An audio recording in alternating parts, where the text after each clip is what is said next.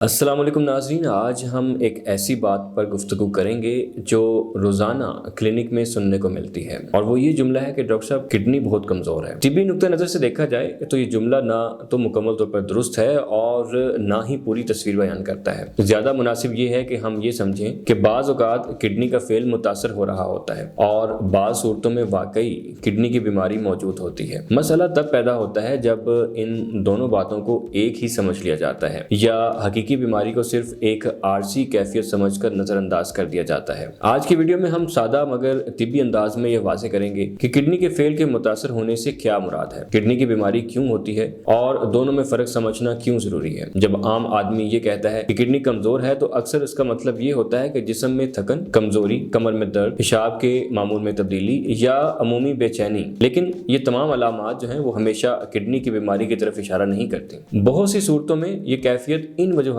کی وجہ سے بھی ہو سکتی ہے: پانی کم پینا، نمک کا زیادہ استعمال، بلڈ پریشر، شوگر، نیند کی کمی، مسلسل ذہنی دباؤ۔ ایسے حالات میں کڈنی بیمار نہیں ہوتی بلکہ کڈنی پر وقتی دباؤ ہوتا ہے یا کڈنی صحیح طرح کام نہیں کر رہی ہوتی۔ اب سوال یہ پیدا ہوتا ہے کہ کڈنی کی بیماری کیا ہوتی ہے۔ کڈنی کی بیماری کا مطلب یہ ہے کہ گردہ اپنا بنیادی کام یعنی خون کو صاف کرنا مناسب طریقے سے انجام نہیں دے پا رہا۔ یہ بیماری عموماً آہستہ آہستہ بڑھتی ہے اور ابتدائی مراحل میں اکثر کوئی واضح علامت سامنے نہیں آتی۔ اس لیے بہت سے مریض بعد میں یہ کہتے ہیں کہ ڈاکٹر صاحب مجھے تو پہلے کوئی خاص مسئلہ نہیں تھا، لیکن اندرونی طور پر کڈنی کی کارکردگی متاثر ہو رہی ہوتی ہے، اور جب علامات ظاہر ہوتی ہیں تو بیماری کافی حد تک آگے بڑھ چکی ہوتی ہے۔ جب کڈنی کی بیماری آگے بڑھتی ہے تو یہ علامات سامنے آ سکتی ہیں: پاؤں، ٹخنوں یا آنکھوں کے گرد سوجن، پیشاب میں جھاگ، پیشاب کی مقدار میں واضح کمی یا زیادتی، بلڈ پریشر کا قابو میں نہ رہنا، بھوک کم ہونا، متلی، سانس پھولنا، جسمانی رنگت کا پیلا پڑنا۔ یہ وہ علامات ہیں جنہیں محض تھکن یا کمزوری سمجھ کر نظر انداز نہیں کرنا چاہیے۔ بات کو بالکل سادہ انداز میں سمجھ لیتے ہیں، یعنی کڈنی کا فیل متاثر ہونا کیا ہے۔ یہ اکثر وقتی کیفیت ہوتی ہے، طرز زندگی سے جڑی ہوتی ہے، پانی، خوراک اور آرام سے بہتر ہو سکتی ہے۔ زیادہ تر کیسز میں مستقل نقصان نہیں ہوتا، جبکہ کڈنی کی جو بیماری ہوتی ہے وہ کیا ہوتی ہے؟ ایک مستقل اور بڑھنے والا مسئلہ ہوتا ہے۔ آہستہ آہستہ کڈنی کی صلاحیت کم ہوتی جاتی ہے، وقت کے ساتھ ساتھ پیچیدگیاں پیدا ہو سکتی ہیں، باقاعدہ تشخیص اور مسلسل علاج ضروری ہوتا ہے۔